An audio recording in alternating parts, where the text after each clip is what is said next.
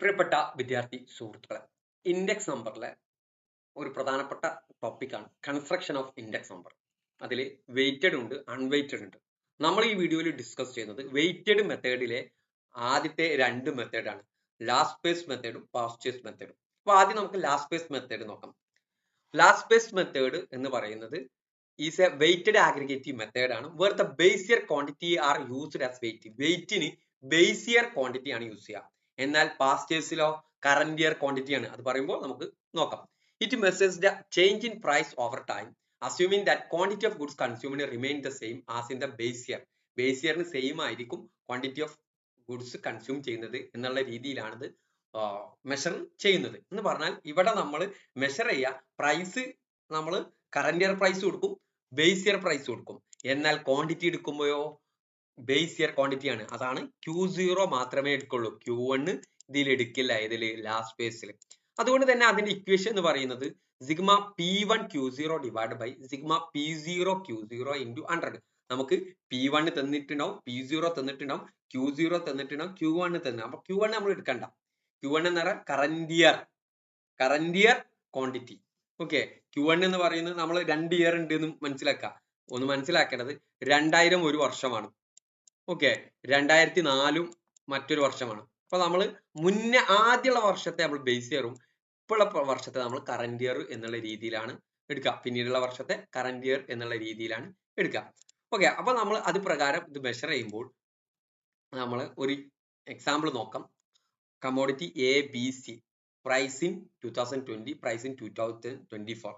അപ്പോൾ 2020 ആണ് P0, 2024 ആണ് P1.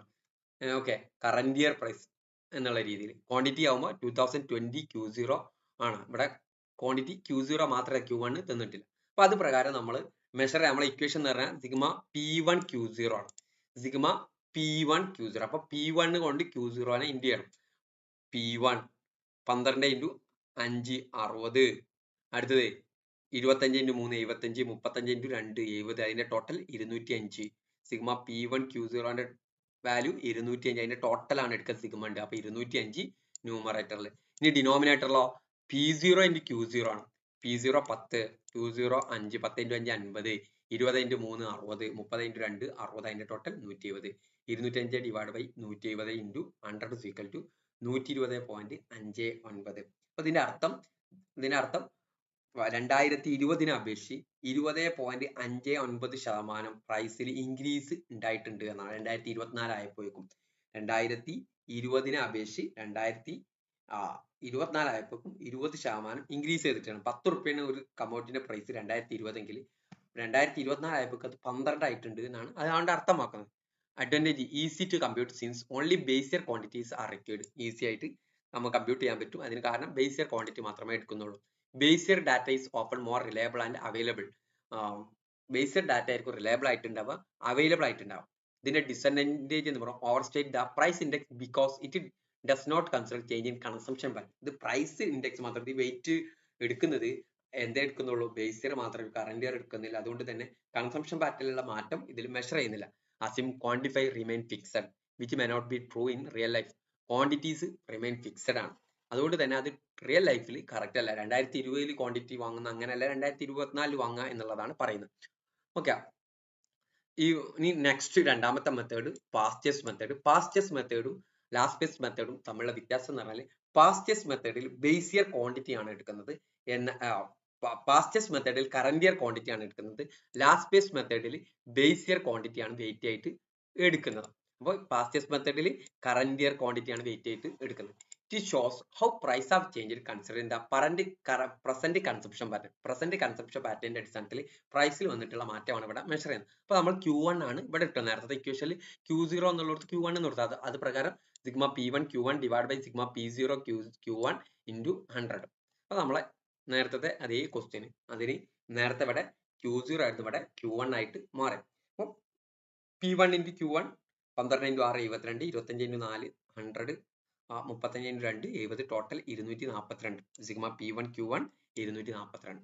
അതേപോലെ sigma P0 Q0 10 into 6 60, 20 into 4 80, 30 into 2 60. അതിന്റെ total 200. 242 divide by 200 into 100 equal to 121 എന്ന് കിട്ടും. അതിനർത്ഥം 2020 അപേക്ഷിച്ച് 2024 ആയപ്പോഴേക്കും 21% പ്രൈസിൽ മാറ്റം ഉണ്ടായിട്ടുണ്ട് എന്നുള്ളതാണ് അതുകൊണ്ട് അർത്ഥമാക്കുന്നത്. Takes into account change in quantities reflecting current preference and consumption habit. ഇതിന്റെ ഒന്നാമത്തെ അഡ്വാൻറ്റേജ് എന്ന് പറയാൻ ഇവിടെ ക്വാണ്ടിറ്റി എടുക്കുമ്പോൾ നമ്മൾ എടുക്കുന്നത് കറന്റ് പ്രിഫറൻസ് ആണ്, കറന്റിലെ കൺസംപ്ഷൻ ഹാബിറ്റ് ആണ്. More realistic and dynamic than last phase in theory. ഇതിന്റെ ഡിസഡ്വാൻറ്റേജ് എന്ന് പറഞ്ഞാൽ difficult compute as it needs current year quantity data which may not be readily available. Current year quantity data എപ്പോഴും available ആകണമെന്നില്ല. May under estimate the price index if cheaper substitute are chosen by consumers.